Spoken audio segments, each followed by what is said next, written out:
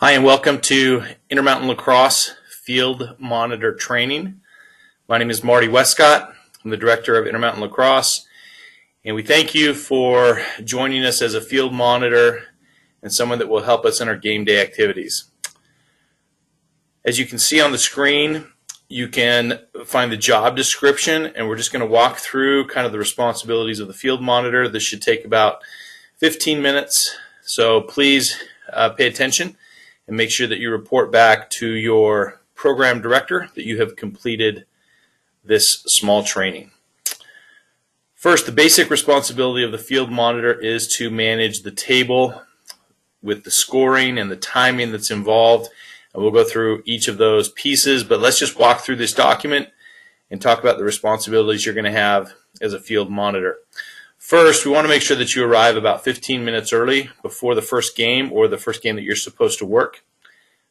That allows you to get familiar with what's going on, make sure that you can check a couple of things, and make sure that things are working. Your main responsibility is to watch and monitor the game, the field activity, anything that's going on around that field, and report back to us. And after each game, you'll be required to fill out a game report, which we will discuss and here in just a little moment. The main responsibility is to sit at the table, post the scores, keep the time, and record penalties. The scores will be kept on a sheet that will be at the table, and then also you'll display that on the flip chart so that the fans and coaches and officials can see the score at the table. You'll also be keeping time. That will be done either with a clock that's provided, or you may need to use a smartphone or a watch that you might have. If for some reason those clocks aren't working, feel free to use phones and watches. But the time is relatively simple. It will be noted on the score sheet, the time that you're supposed to keep, and the age groups have different times that we keep. For grades 5 through 8, the times are 12-minute running quarters. Grades K through 4 are 10-minute running quarters. What that means is you don't stop the clock on a goal or the ball out of bounds or any other dead ball. The clock keeps running for 12 straight minutes. So you will get sometimes people asking you to stop the clock, but it does not stop. You're also going to record penalties. And the main issue there is a player could foul out. And so we want to make sure that we record those penalties in case a player gets too many penalties. Also, before the game, we want you to check the coach's badges. Each coach in the box should have a badge that certifies that they have been checked and been registered as a coach with Intermountain Lacrosse. This is a simple process. You'll just need to go to the coach, just ask to see the badges, and if for some reason a coach doesn't have a badge, just please ask the following question. Sir, could I have your name?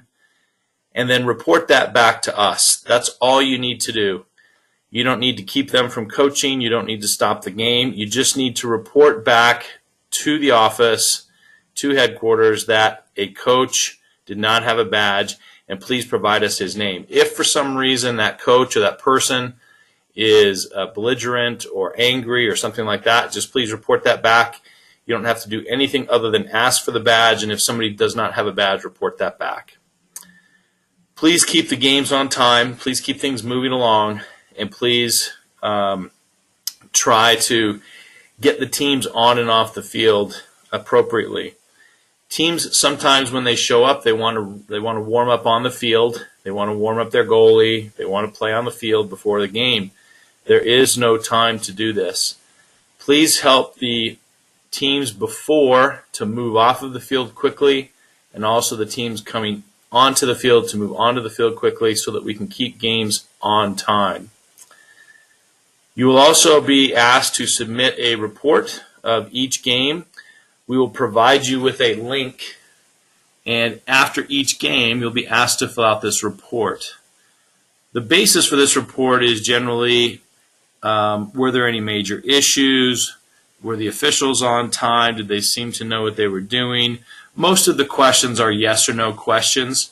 We also would ask you to fill out the score, and then also if there was an incident at the game, whether it be an injury, a significant injury, or some sort of problem, an unsportsmanlike conduct, or somebody was out of line, whether that be an official, a coach, a player, or a parent, please describe that situation to us. You are not there to get in the middle of it. You're not there to police it, but you're just there to report if an issue arises during that game. And so you'll be asked to submit a report of each game. If you do not submit that report, you will not be paid for that game. So please make sure that you submit a report for every game. And if you have any problems with that, contact the office and we'll see if we can help make sure that that happens. You can do it later when you go home. That's okay. It's best if you can fill out that form right after the game using a smartphone and getting on the internet that way.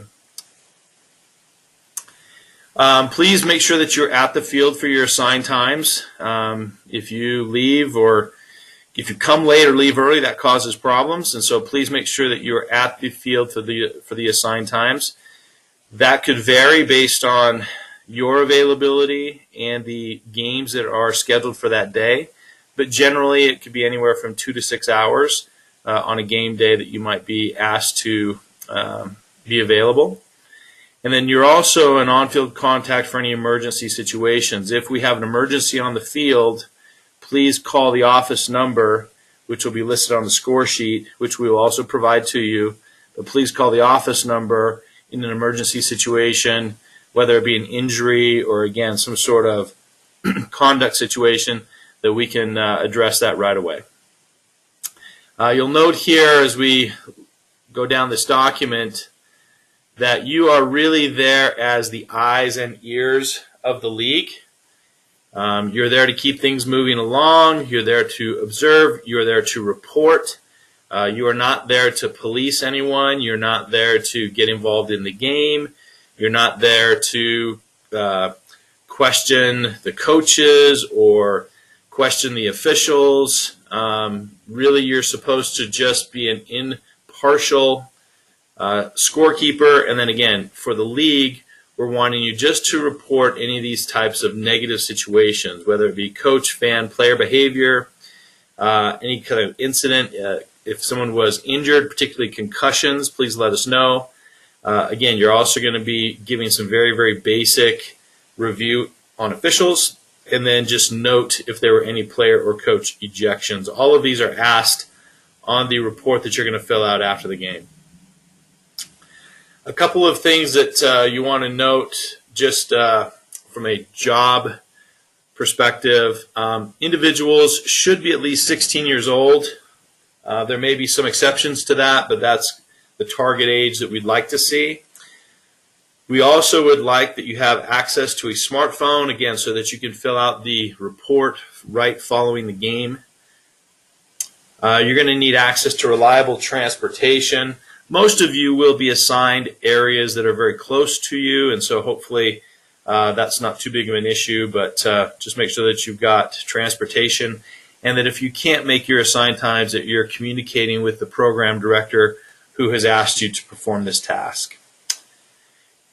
You will also be an independent contractor. So for some of you young folks, what that means is you will receive an IRS Form 1099 at the end of the year from IMLAX, which indicates that you were independent, you were not employed by Intermountain Lacrosse, that you were a contractor, and any money that you receive, you need to claim on your taxes.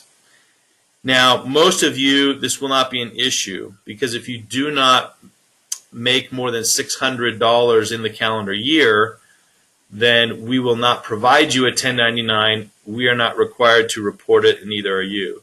But just understand that if you make over $600, you're going to 1099. We will also require each individual who's working to submit a W-9 prior to receiving your first check. And we'll give you a link to that as well. But that form is for us to submit to the IRS for any individual that earns over $600. So just again, keep in mind you're an independent contractor. You're not an employee of Intermountain Lacrosse, you'll receive a IRS 1099 form if you make over $600, and then you'll be required to submit a W-9 form before receiving your first check. We do recommend that you bring your own chair or maybe even shade or umbrella or canopy. You just need to be prepared for the weather. It can get cold, it can get hot. You just need to be prepared for any weather. I have seen too many table people show up in spring when it's raining and cold in shorts and sandals. Please make sure you're prepared for the weather. Oftentimes the teams will have a shade or a canopy over the table to protect you, but anything you can bring to kind of help protect you from the weather is a good thing. We pretty much play in any weather. Lightning is really the only thing that cancels games, and the officials on the game are responsible for canceling that game. That's not your call. The officials are the ones that are responsible for canceling a game due to lightning, and they'll let you know kind of what the situation is at that point. You can see here the dates that we'll be playing during the spring. Most of those are Saturdays with a couple of Thursday evenings. And again, you're going to be asked by your program director when you can work. Those hours will vary, but generally on Saturdays they're between the hours of 9 and 4, and on a weekday between the hours of 5 and 8. And again, you may not receive hours every Saturday, but also you may not be available every Saturday, so there's some flexibility on both sides there. And then we will have a busy day on May 18th where most of our playoffs will be that week. And then we're changing the playoff format, so there really won't be a need for the week of May 20th going forward. The compensation is $10 per game. And then we will cut checks and process checks and send those out 4 times during the year: April 15th, April 29th, May 13th, May 30th. And so that's when, around those times, you can expect your checks to be mailed. That's when we're going to process the checks, so you can expect them a couple of days later once they go through the mail and that kind of thing. Certainly, if you have any questions about that, you can contact me, and my contact information is right there, marty@imlaxutah.org. And you can also contact your program director with other questions that you might have about this job. Again, the main requirement is keeping the score, keeping the time, and keeping the penalties, checking the coaches' badges. Again, that's an important piece, that we want to make sure that you check the coaches' badges and get anybody's name who does not have a badge, and then report any issues that occur during the game, whether that be injury or conduct issues. Again, you're not required to get involved, but just to report, and we'll make sure that the coaches and the officials understand what your job is as well. Thanks. We appreciate your willingness to help us out. If you have further questions, please feel free to give me a call or shoot me an email. I'll be happy to answer those questions. And I'll also provide this document to you so you can review it in terms of your responsibilities. Thanks for taking a few minutes to listen to this training, and we look forward to seeing you on the field.